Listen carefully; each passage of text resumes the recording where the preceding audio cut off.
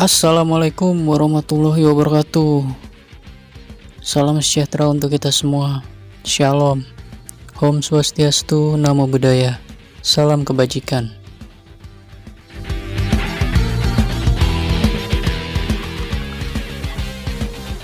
Jangan lupa like, comment, and subscribe.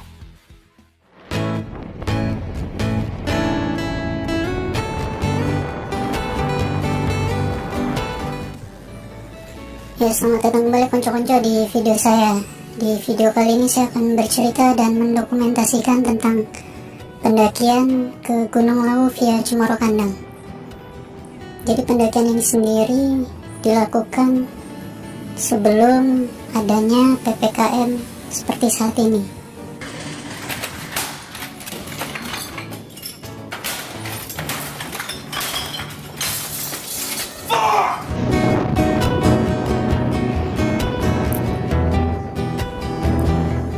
Ya, jadi dilansir dari infopendaki.com. Wow.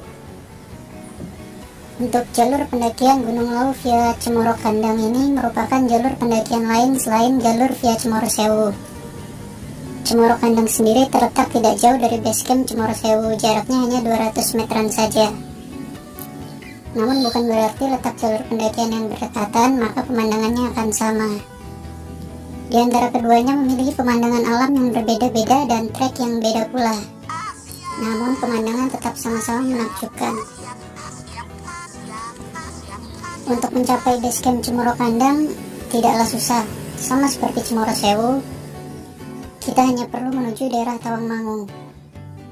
Jika kita dari arah barat, maka tujulah Solo terlebih dahulu, kemudian baru ke arah Tawangmangu. Jika kita dari arah timur, maka tujulah ke arah Magetan, lalu baru ke arah Tawangmangu. Karena tempatnya yang populer, maka sekiranya akan mudah untuk menuju ke sana. Untuk tips perjalanan, persiapkan betul itinerary perjalanan menuju Cemoro Sewunya. Ya, jadi tidak jauh dari pos 1, kurang lebih sekitar 1 km, ada wisata air terjun yang cukup terkenal, namanya air terjun Studio Alam, dan petunjuknya pun jelas. Jadi nanti ketika di pertigaan kita mengambil yang ke arah kanan dan agak sedikit keluar dari jalur atau trek. Just do it! Yes, you can! Just do it! Dan jangan terlalu memaksakan saat perjalanan, karena dari kami adalah pendaki yang santai, maka perjalanan menuju pos 1 mungkin terbilang tidak terlalu cepat, bahkan sedikit lebih lambat dari biasanya. Jadi setelah melewati pos 1, jalur akan terasa seperti melewati lorong karena kecil dan di kiri kanan banyak ranting-ranting pohon yang melintang seperti itu.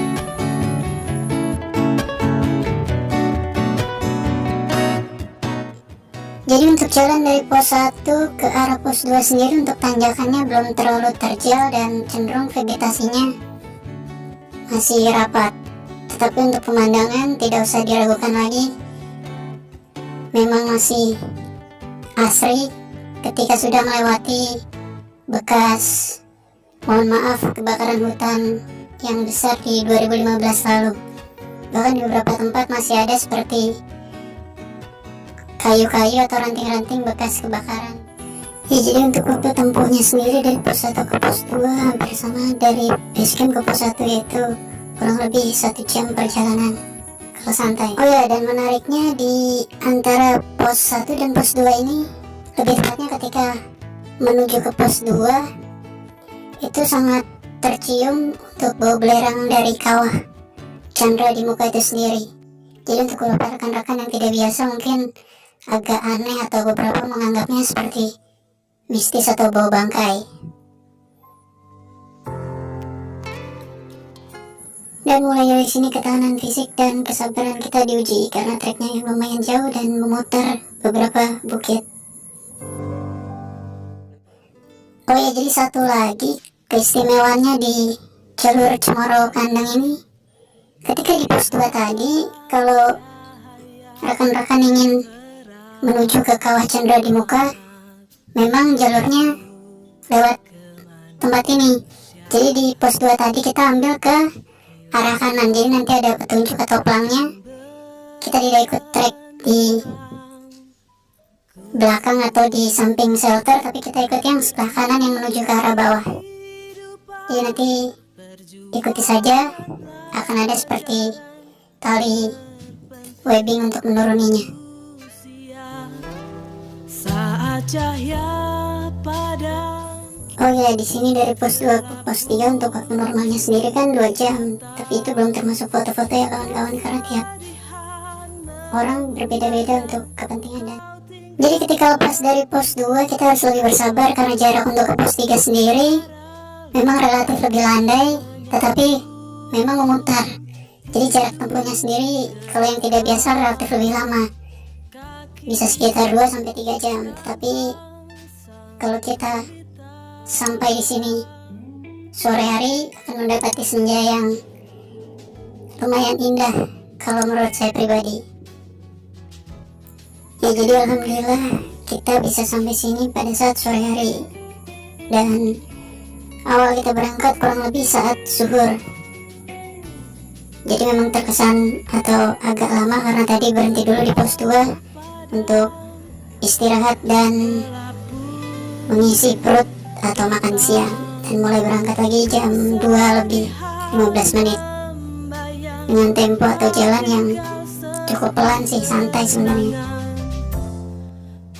Oke, dan akhirnya kita sampai di pos 3 Penggi.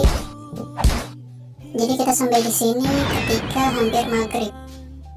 Kaki tantang sang gulita. Dan di sini kita isoma sekitar 1 jam. Lalu setelah selesai maghrib baru jalan lagi menuju ke pos 4. Dan tidak disangka karena jalannya yang pelan dan tidak disarankan pendakian malam, akhirnya sampai pos 4 sekitar jam 9 lebih. Dan kita membuat tenda dan ngecamp di pos 4. Dalam langkah. Ya, jadi pos 4 Cokro Suryo, pendakian Gunung Laufya Cemoro Kandang ini berada di ketinggian 3135 meter dari permukaan laut. Biasanya tempat ini merupakan salah satu tempat ritual bagi para peziarah di malam 1 Suro. Jadi di Gunung Lawu sendiri, untuk informasi, banyak titik-titik tertentu untuk para peziarah atau spiritualis yang ingin berziarah ke gunung ini. Jadi ada beberapa titik di beberapa jalur pendakian, salah satunya di Cemoro Kandang ini ada di pos 4 Cokro Surya ini, karena ada semacam petilasan tadi, dan di pos 3 tadi.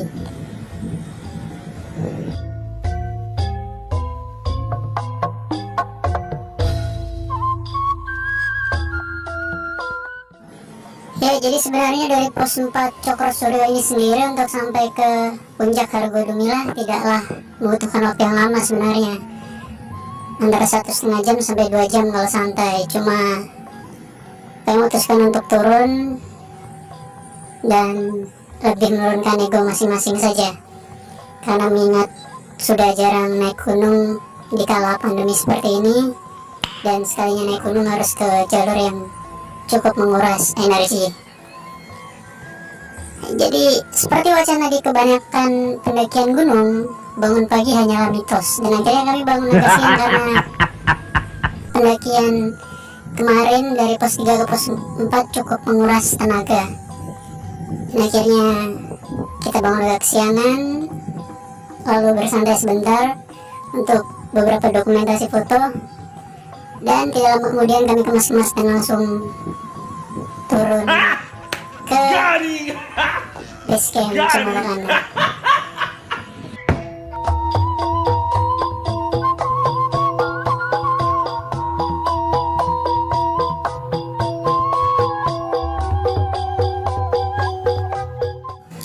Oke, jadi kalau ditanya menyesal atau tidak, saya bakalan jawab enggak.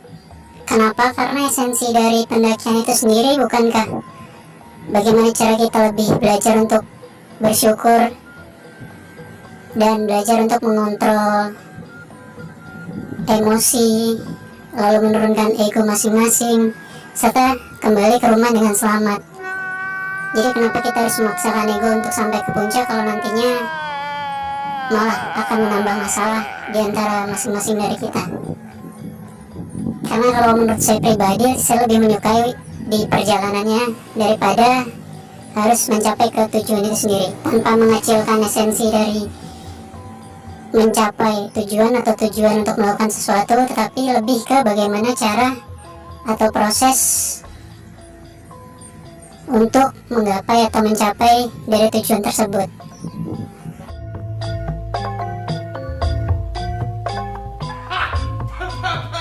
Right. Ha! Got him.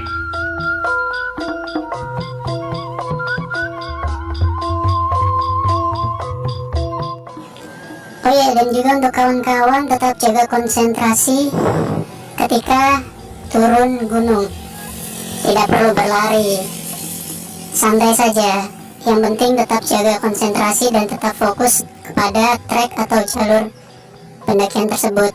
Karena di beberapa kondisi atau situasi, karena sudah kelelahan dan mungkin ada beberapa yang berhalusinasi, jadi tidak fokus di jalan tersebut. Ada yang beberapa pendaki yang hilang saat turun gunung, entah karena satu dan lain hal, karena dia berlari ataupun ingin menyusulkannya di depan yang sudah jauh, dan akhirnya hilang. Dan beberapa alhamdulillah ada yang ditemukan, dan mungkin bahkan ada yang mungkin satunya tidak ditemukan. Jadi tetap waspada dan jangan lupa konsentrasi itu tadi. Oh ya, satu lagi, tetap bawa barang atau sampah kalian yang tidak terpakai turun, jangan mengotori lingkungan sekitar.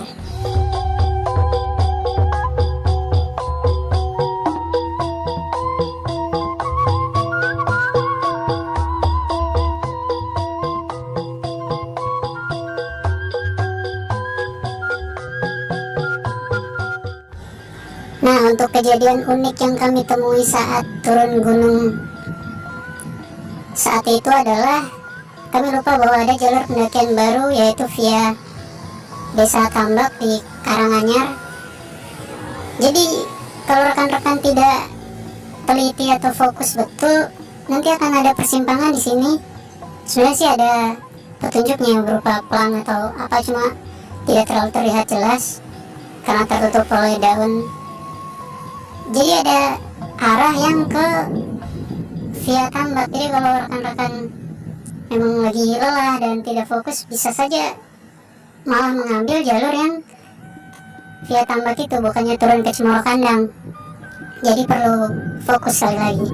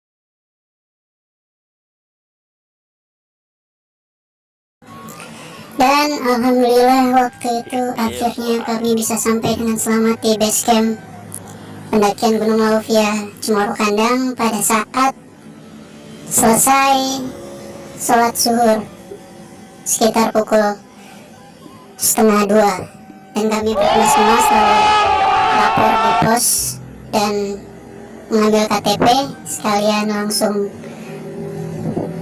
pulang dan istirahat. Dan terima kasih untuk konco-konco yang menyaksikan dan menonton sampai selesai. Saya ucapkan terima kasih, dan jangan lupa bawa turun sampah kalian, tetap jaga kawan pendakian kalian, hindari gesekan, dan tetap belajar bersyukur atas kebesarannya. Jangan pernah merusak alam sekitar. Terima kasih, salam lestari.